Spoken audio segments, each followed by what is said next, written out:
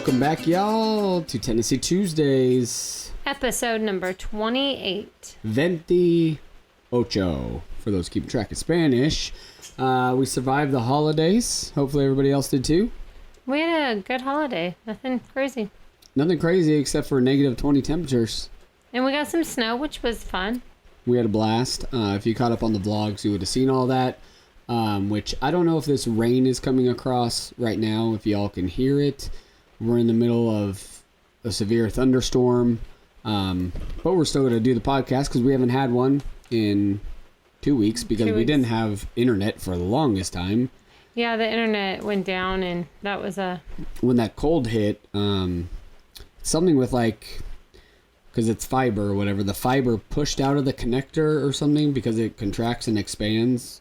Something like that. Above my pay grade, but we didn't have internet, so we couldn't upload, and these files are so big, and we just decided not to do them. So we're catching up now, though. So welcome back. Welcome to 2023.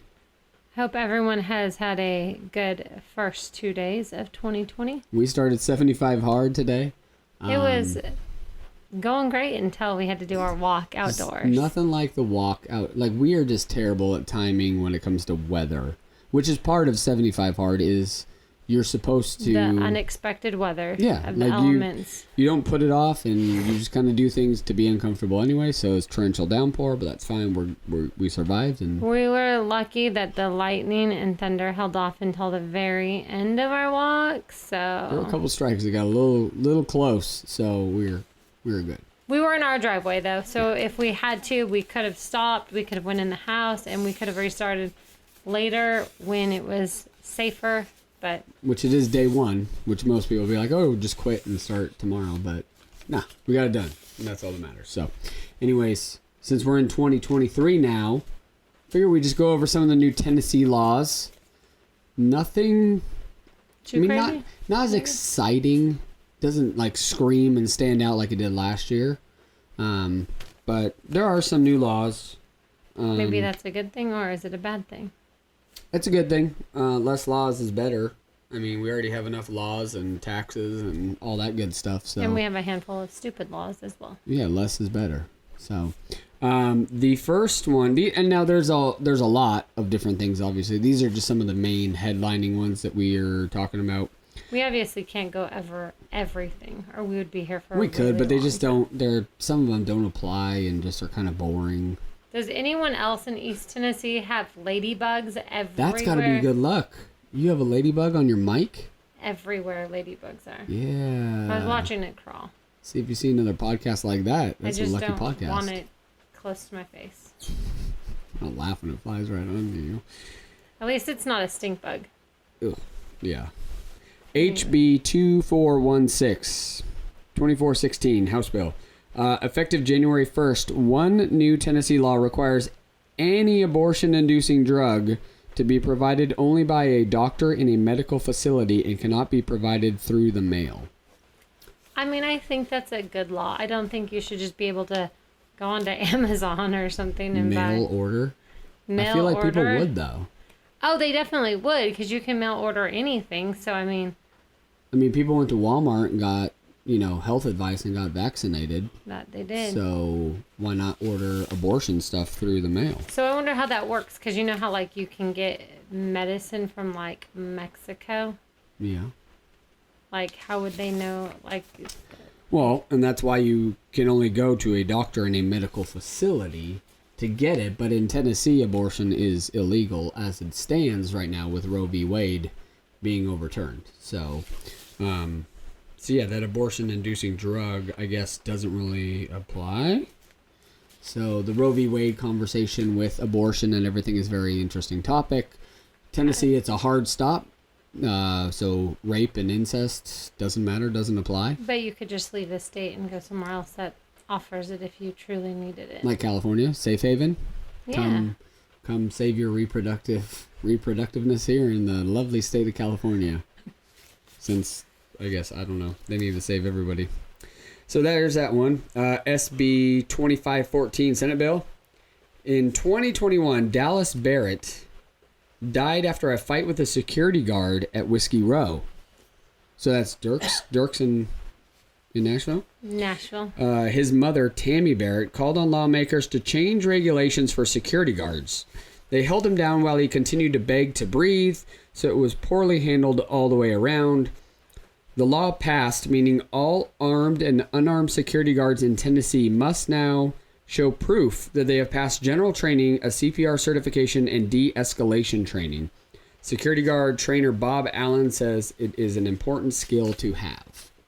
I think that's a wise one. I think that, I mean, anyone could sign up to be a security guard, basically. Yeah, and I think a lot of times you'll get security guards that may be kind of hotheads or something, you know. And most of them are hot-headed. They think they're just big and bad. And there's some great ones out there too that actually take, you know, they're looking out for the good of everybody, and then you're gonna have bad apples. But I think they all need else. to be trained.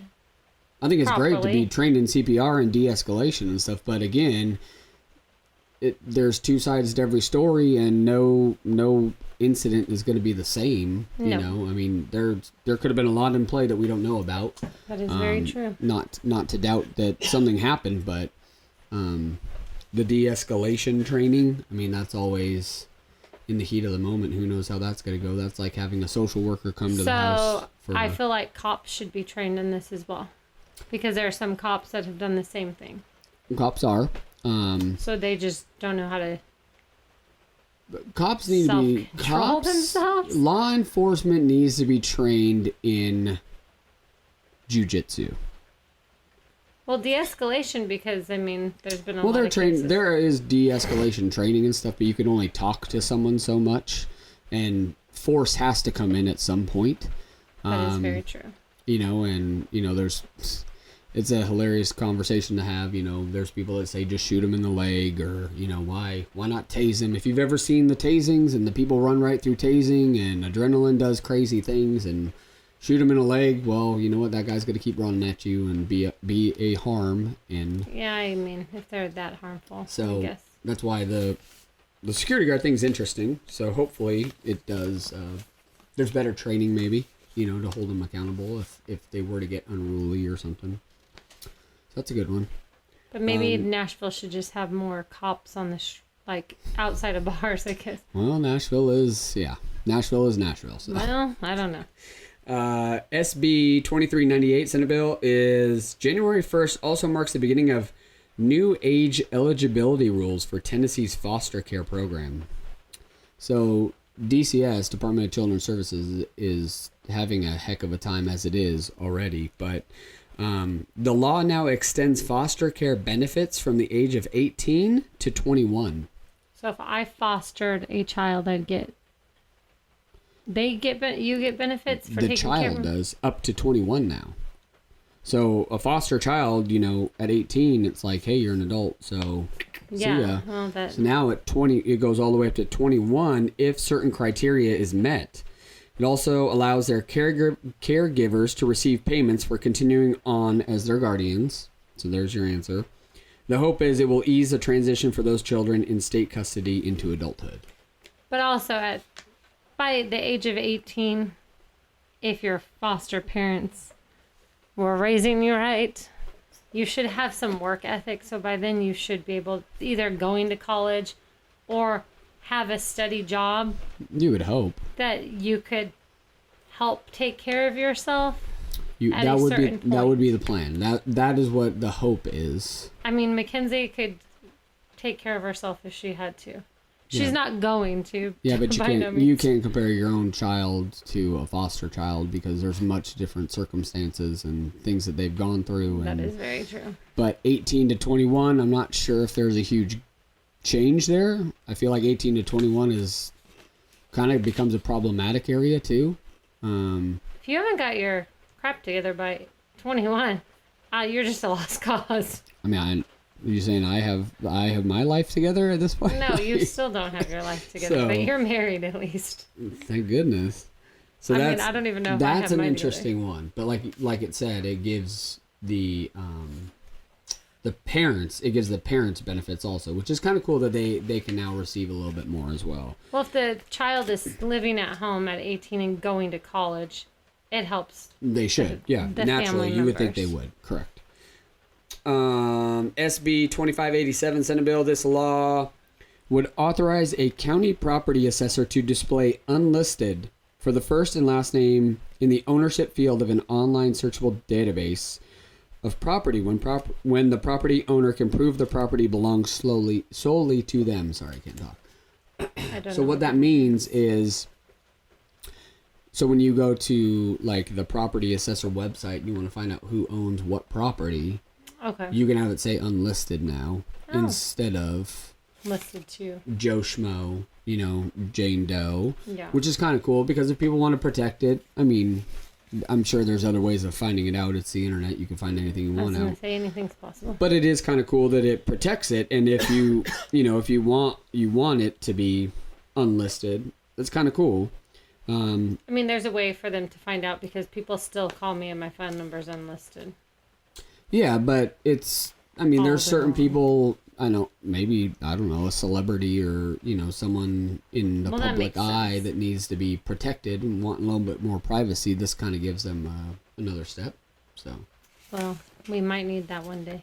It's kind of cool. I think it's a good idea. So if somebody wants to do that. So that's really the big hitters for Tennessee are those four. Like I said, there are some other ones, but as far as the nation goes, the country, 27 states will see a minimum wage increase in 2023, with the majority of them implementing the start of them January 1st. Tennessee is not one of those states. Tennessee will still play by federal at $7.25. So it's going to be less than half of California's new minimum wage, which will be $15.40, I believe. So it's a lot of money. It's a lot of money, so you're going to see a lot of people. Anyone that is making minimum wage, you're going to see a lot of probably people get low from their jobs because they'll just give that job to someone else that makes more money and they'll eliminate those so they don't have to pay that. That's the best, that's the best case for it is if I make $15 an hour and you make $15 an hour and Mackenzie makes $25 an hour and she has a bit more work ethic and we're just like, oh, well, we need more for our minimum wage. Like, we don't want to do anything more than that. Well, cool. You get rid of both of us and you pay Mackenzie a couple dollars more and you give her that responsibility and those actions to take care of. Now you've eliminated both of us at $30 an hour and you've bumped Mackenzie up, which you already had, and she's doing a little bit more work and she'll handle it. But at the same time, think about how much, like, any state that is participating, they're going to have to raise all of their prices at those stores it's just gonna to pay their employees. It'll be a constant. So you're not going to just game.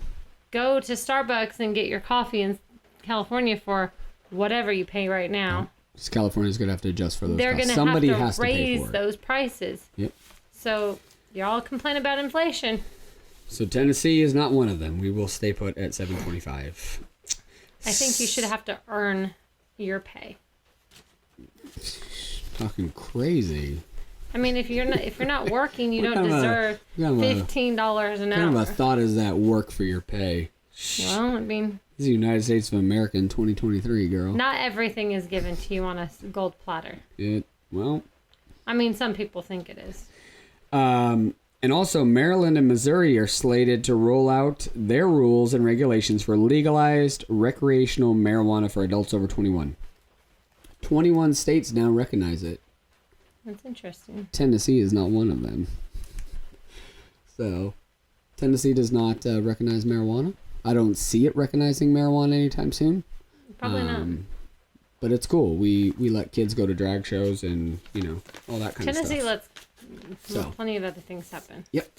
So anyways, those are the new laws in Tennessee for 2023. Hope y'all are enjoying 2023. We're only a few days into it.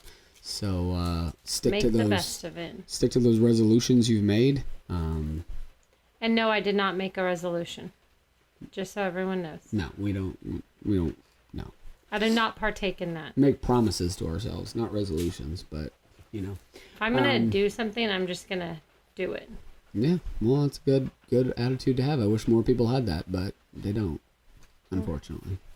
If you need some of my inspiration, just send me a message. There you go. Rocky Top Fitness. Go follow her. She's killing it. She's not scared to post a picture of herself at almost 40. She looks fantastic and put herself on the internet. And hey, 3 rounds of 75 hard every day. I'm at the gym.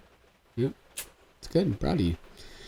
Alrighty. Rain is picking up again, it sounds like. So We better get in the house and cook dinner. we should probably cook dinner if before the power goes out, just in case.